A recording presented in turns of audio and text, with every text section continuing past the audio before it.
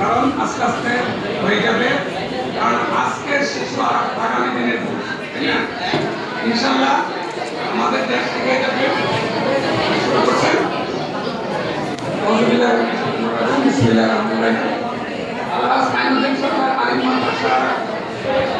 ছাত্রদের কর্তৃক আয়োজিত আজকের এই জুলাই ছাত্রদের সংবর্ধনা এবং বিজয় অনুষ্ঠান 2025 এই অনুষ্ঠানের সময় সভাপতি শ্রদ্ধাভাজন এই প্রতিষ্ঠানের প্রিন্সিপাল মহোদয় উপস্থিত আছেন।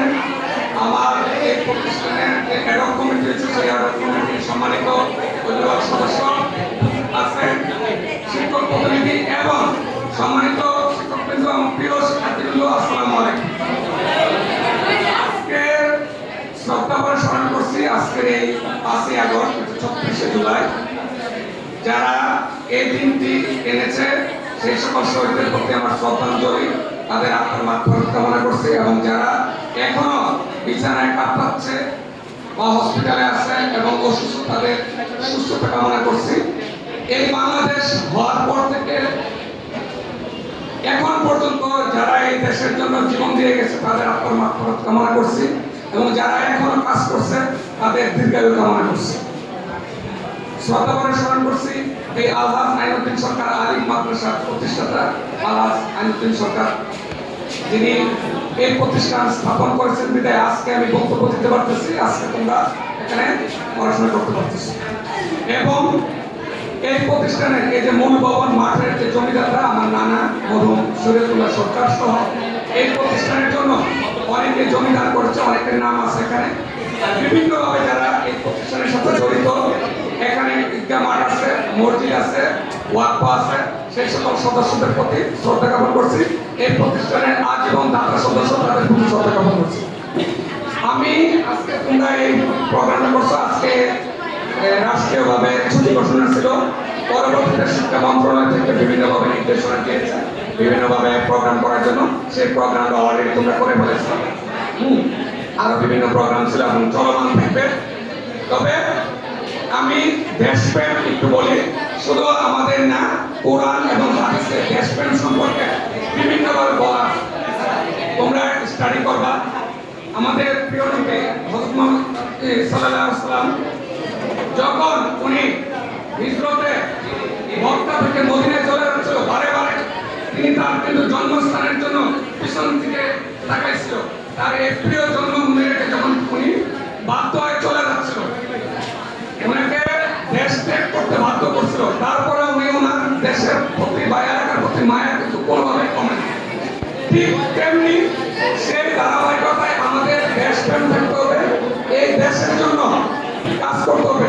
ইতিমধ্যে তোমরা দেখছো যারা জীবন দিয়ে গেছে তারা শুধু তারা জীবন দিচ্ছে তাদেরকে নাম করার জন্য না, তোমরা পরবর্তী প্রজন্ম যাতে এই দেশে বৈষম্যহীনভাবে এগিয়ে যেতে পারো। একটি কোঠা দিয়ে এই দেশে বিগত সরকারের আমলে রাজনীতি শুরু হয়েছিল, কিন্তু একটা জিনিস মনে রাখবা, এটা একদিনের আন্দোলনের ফসল না। যেমন দাম্ভিকতা, অহংকার, পতনের মূল আমরা জানি, আমরা পড়াশোনা করছি।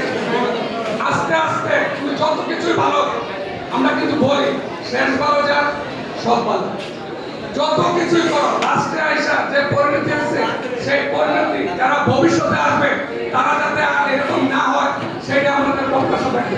তোমরা যারা শিক্ষার্থী, তোমরা, আমি নিজে জানি, আমি পরিচয় দেই, আমি কিন্তু এই এলাকার সন্তান।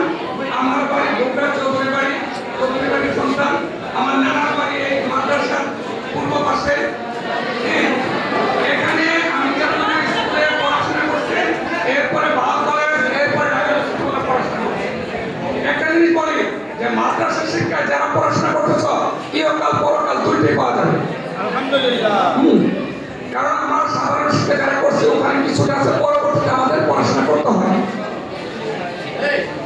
এইবার কিছুদিন আগে বিসিএস এর রেজাল্ট দিচ্ছে, যারা বিসিএস পরীক্ষায় উত্তীর্ণ হয়েছে যোগদান করবে তাদের মধ্যে বিসিএস পুলিশ দেখা যাচ্ছে ফার্স্ট হয়েছে, ওই মাদ্রাসা লাইন থেকে পড়াশোনা করা। এই দাখিল আলিম পরে সে বিশ্ববিদ্যালয়ে পড়াশোনা করছে। আবার অ্যাডমিনে যারা ম্যাজিস্ট্রেট বলা তোমরা অনেকে জানবা, সে হয়েছে যে ফার্স্ট হয়েছে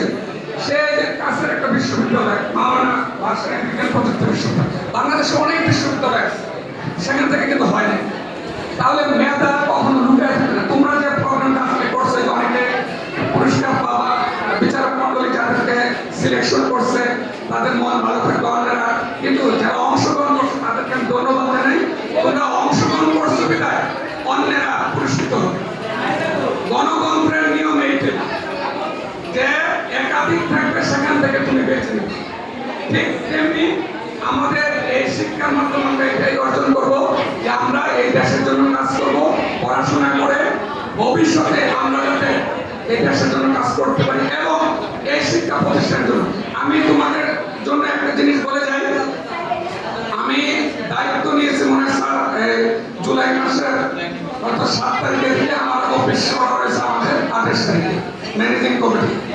তোমাদের আগে আমি স্যারদের সাথে মিটিং করছি, তোমাদের সাথে আমার মিটিং করা হয় নাই, কারণ অভিভাবক সমাবেশ করবো, স্টুডেন্টদের সাথে মিটিং করবো। আমি ইতিমধ্যে আপনার ছিল, আমি আপনার না, আমি নিজে যে দুই এলাকার সন্তান সবসময় গেছি।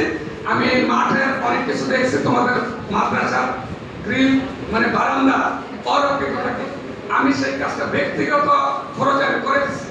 এই প্রোগ্রামের আগে আমি করে দিচ্ছি, যেখানে তোমরা নিজেরা দেখছো যে পুরোটাই গ্রিল হয়ে গেছে। শুধু এই জন্য তোমরা পড়াশোনা করে একটা প্রতিষ্ঠান যদি ভালো থাকে, দেখতে সুন্দর দেখা যায়, তাহলে পারে বলতেও পারো এটা আমারও ভালো লাগে। আমি এই জায়গায় দায়িত্ব নিচ্ছি সেটা তো না, আমি তো প্রতিদিন এই দিক দিয়ে আমি আমার বাড়িতে যাই। আমি চাই এই প্রতিষ্ঠানটা ভালো থাকে। আরেকটা জিনিস অগ্রিম বলে দিই, তোমাদের একসময় ড্রেস কোড বলবে স্যার, তোমাদের ড্রেস ছেলেদের এবং মেয়েদের জন্য একটা স্পেশাল ড্রেস থাকবে, সেই ড্রেস কোড পরিধান করে মাদ্রাসা আসবে। আজকে তো বলবো না, বেঁচে থাকলে ইনশাল্লাহ তোমরা 1 জানুয়ারি থেকে এটা হবে। তাহলে প্রতিষ্ঠানে একটা ড্রেস কোড থাকলে